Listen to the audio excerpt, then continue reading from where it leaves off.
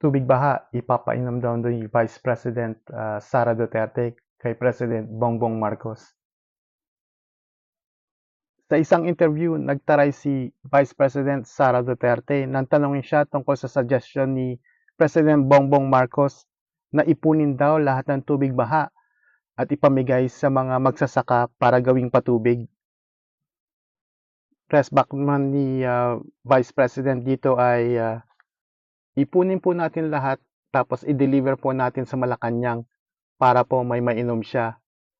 Ganoon po gagawin natin, ipunin lahat tapos i-deliver po natin sa Malacanang para meron silang mainom doon. Dagdag naman ni Vice President. Binatikos din ni VP yung pagkukulang daw ng gobyerno sa disaster preparedness. Napagkwentuhan kasi ni Vice President Sara Duterte at former President ng Pilipinas, Rodrigo Duterte, na taon-taon na lang daw binabaha ang Pilipinas at taon-taon din daw walang ginagawa ang gobyerno o isinasagawang proyekto para maibsan ito. Lagi na lang daw tayong biktima sa bagyo at baha. Yun lang. Okay, bye.